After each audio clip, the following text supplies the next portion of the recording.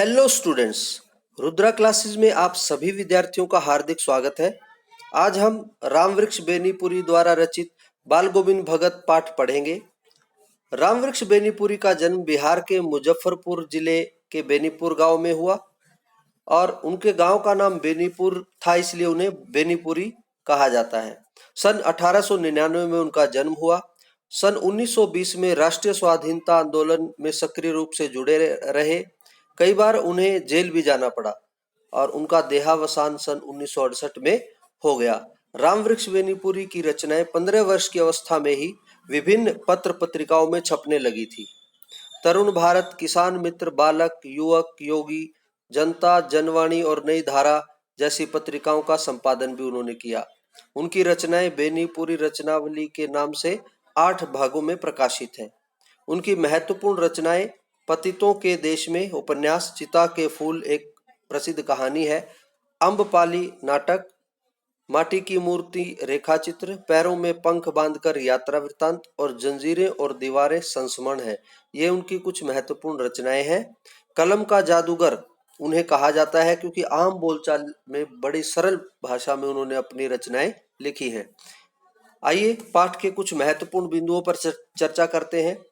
बाल गोविंद भगत रेखा चित्र के माध्यम से लेखक ने एक ऐसे विलक्षण चरित्र का उद्घाटन किया है जो मनुष्यता, लोक संस्कृति और सामूहिक चेतना का प्रतीक है। रेखा चित्र क्या होता है? आड़ी तिरछी रेखाओं के द्वारा कोई रेखा चित्र बनाया जाता है, उसे रेखा चित्र कहा जाता है। लेकिन यहाँ पर रेखा चित्र का अर्थ है बीते हुए समय में कोई घटना विशेष या व्यक्ति विशेष से संबंधित कोई बात याद आ जाती है लेखक को, और जब उस घटना और व्यक्ति विशेष के बारे में वो कुछ लेख लिख देता है तो वो लेख रेखा चित्र कहलाता है। तो इस रेखा चित्र में बाल गोविंद भगत के बारे में बताया गया है। वेशभूषा या बाह्य अनुष्ठानों से कोई सन्यासी नहीं होता। सन्यास का आधार जीवन के मानवीय सरोकार होते हैं, यानी जो व्यक्ति मानव कल्याण के बारे में सोचता है वही सन्यासी होता है। बाल गोविंद भगत इसी आधार पर लेखक को सन्यासी लगते हैं। यह पाठ सामाजिक रूढ़ियों पर प्रहार भी करता है। जो हमारे समाज में सामाजिक कुरीतियां फैली हुई हैं उन पर भी इस पाठ में व्यंग्य किया गया है। इस रेखा चित्र की एक विशेषता यह है कि बाल गोविंद भगत के माध्यम से ग्रामीण जीवन की सजीव झांकी देखने को मिलती है। ग्रामीण परिवेश कैसा होता है, खान पान कैसा होता है, खेती बाड़ी कैसी होती है, इस सब की जानकारी भी ये पाठ हमें देता है। आइए शुरू करते हैं पाठ। शीर्षक है बाल गोविंद भगत। बाल गोविंद भगत मझोले कद के गोरे चिट्टे आदमी थे। 60 के ऊपर के ही होंगे।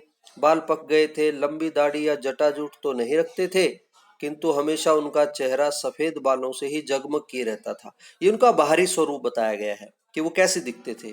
कपड़े बिल्कुल कम पहनते थे, यानी कमर में एक लंगोटी मात्र और सिर में कबीर पंथियों की सी कनफटी टोपी, क्योंकि वो कबीर पंथी थे, कबीर की विचारधारा से प्रभावित थे। जब जाड़ा आता एक काली कमली ऊपर से ओढ़े रहते। मस्तक पर हमेशा चमकता हुआ रामानंदी चंदन जो नाक के एक छोर से ही औरतों के टीके की तरह शुरू होता, क्योंकि जो बाल गोविंद भगत थे वो कबीर पंथी थे, इसलिए वो महिलाओं की तरह मस्तक के मध्य भाग में एक चंदन का टीका लगाते थे। गले में तुलसी की जड़ों की एक बेडोल माला बांधे रहते थे। तो यह था उनका बाहरी स्वरूप। ऊपर की तस्वीर से यह नहीं माना जाना चाहिए कि बाल गोविंद भगत साधु थे, यानी ऊपर जो बातें बताई गई हैं इससे स्पष्ट नहीं होता कि वो साधु थे। नहीं, बिल्कुल गृहस्थ। उनकी गृहिणी की तो मुझे याद नहीं, यानी उनकी पत्नी के बारे में तो लेखक को याद नहीं है। ये वास्तविक घटना है प्यारे विद्यार्थियों। उनके बेटे और पतोहू को तो मैंने देखा था। मैंने किसने? लेखक ने। रामवृक्ष बेनीपुरी अपने अतीत काल की किसी घटना और व्यक्ति के बारे में बता रहे हैं, बाल गोविंद भगत के जीवन के बारे में। तो उनके बेटे और पतोहू, यानी पतोहू का अर्थ है बेटे की पत्नी, पुत्र वधू को तो देखा नहीं था लेखक ने। थोड़ी खेती बाड़ी भी करते थे बाल गोविंद भगत। एक अच्छा और साफ सुथरा मकान भी था, किंतु खेती बाड़ी करते, परिवार रखते भी बाल गोविंद भगत साधु थे। साधु की सब परिभाषाओं में खरे उतरने वाले। कैसे?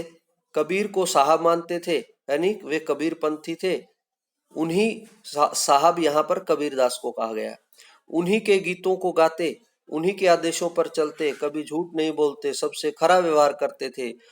दो टूक बात करने में किसी से संकोच नहीं करते थे, स्पष्ट वक्ता थे, न किसी से खामखा झगड़ा मोल लेते थे, किसी की चीज को बिना पूछे प्रयोग नहीं करते थे।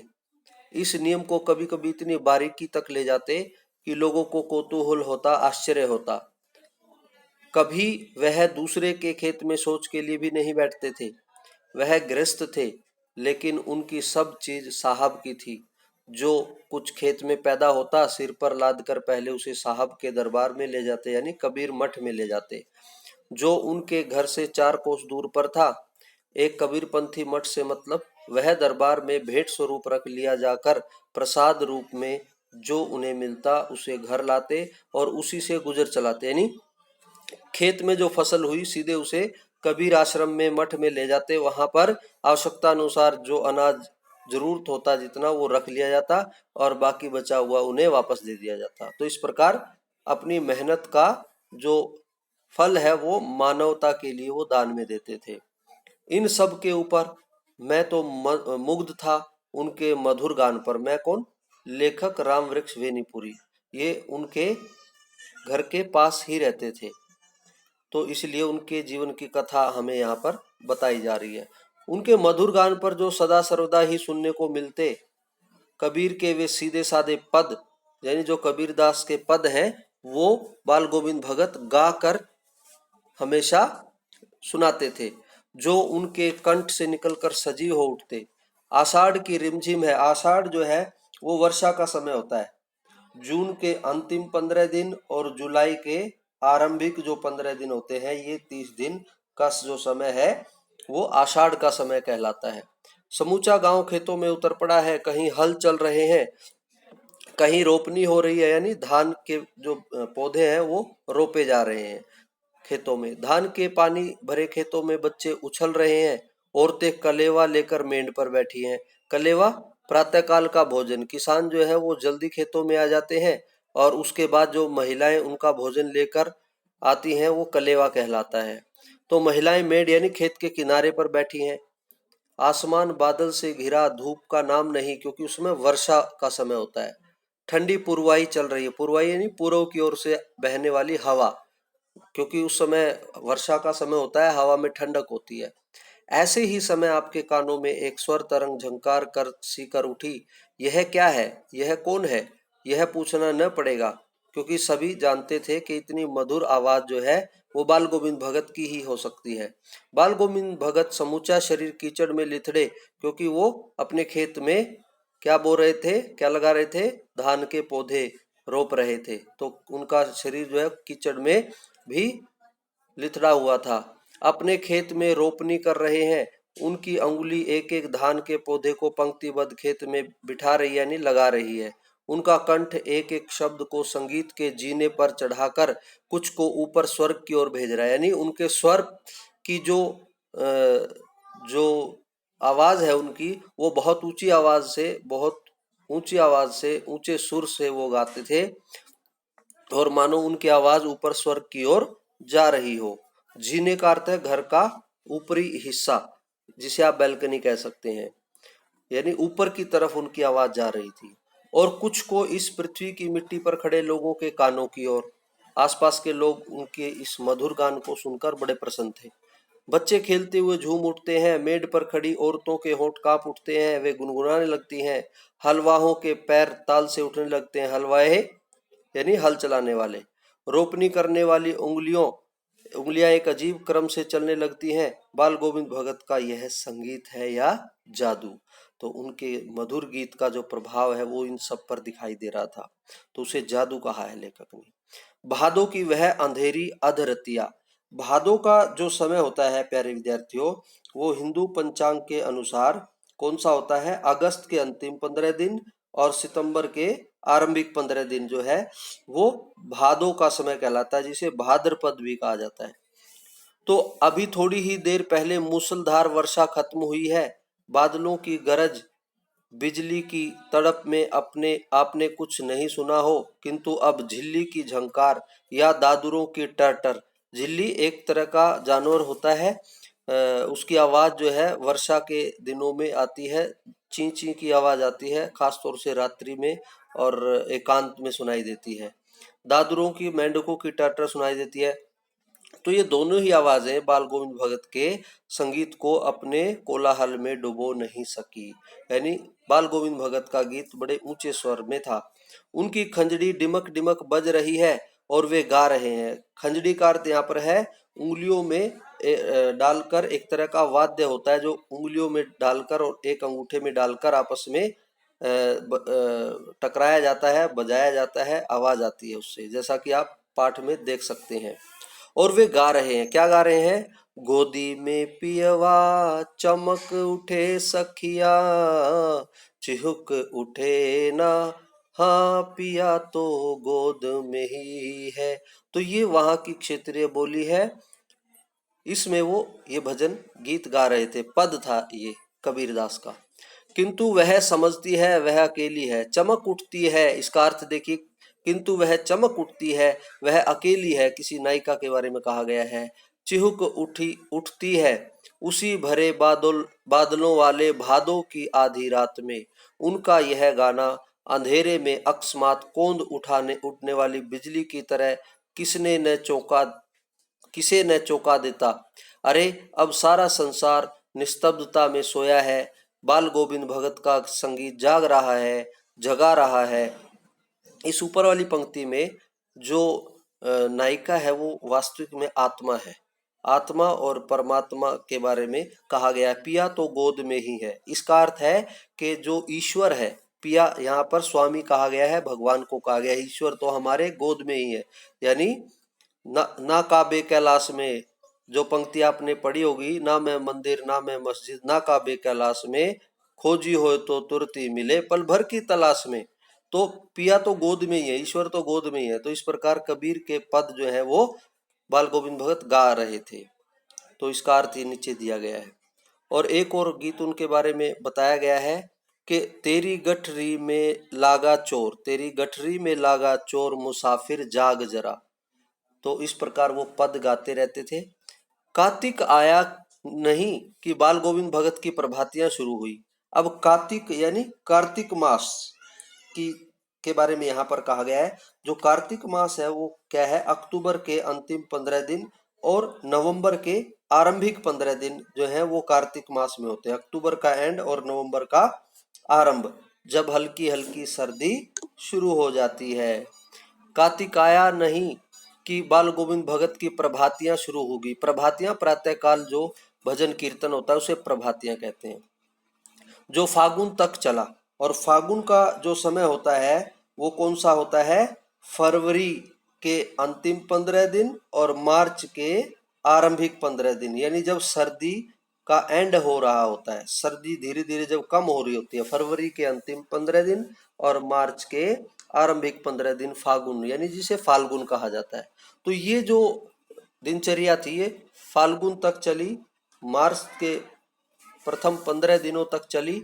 इन दिनों वह सवेरे ही उठते, न जाने किस वक्त जग कर वह नदी स्नान को जाते। गांव से 2 मील दूर, वहां से नहा धोकर लौटते। याद रखिए, नदी स्नान जो कि गांव से 2 मील दूरी थी। ये जो नदी की बात हो रही है, गांव की नदी की बात हो रही है जो पास ही थी।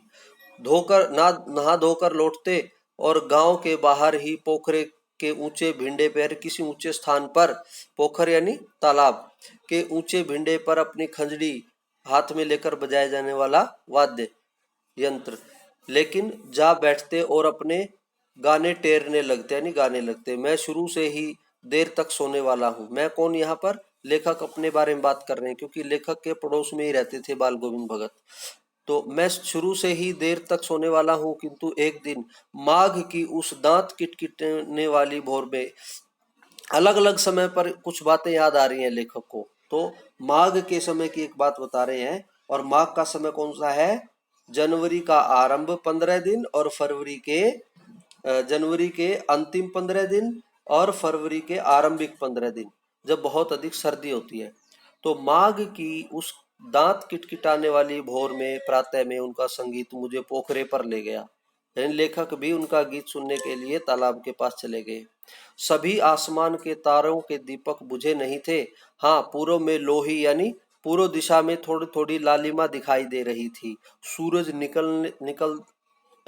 नहीं था, लेकिन निकलने से पहले आकाश जो है वो लाल हो जाता है, तो उसे लोही कहा गया है।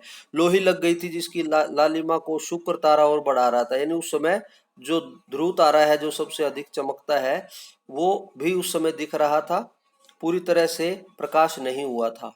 खेत बगीचा घर सब पर कुहासा छा रहा था। सारा वातावरण अजीब रहस्य से आवृत, यानी इस अजीब सी स्थिति से एक वातावरण का निर्माण हो रहा था। एक अजीब सा चित्र जो है वो बना हुआ था।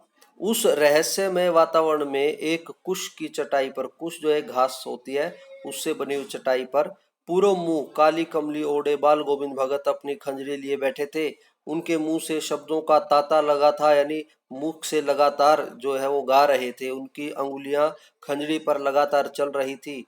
गाते गाते इतने मस्त हो जाते, इतने सुरूर में आते, उत्तेजित हो उठते कि मालूम होता अब खड़े हो जाएंगे। कमली तो बार बार सिर से नीचे सरक ही जाती। सिर पर जो है उन्होंने जो बांधी हुई थी, जो कंबली जो है ओढ़ी हुई थी, कमली का अर्थ यहाँ पर कंबल से है, जो कंबल ओढ़ा हुआ था वो गाने के कारण बार बार नीचे आ जाता था।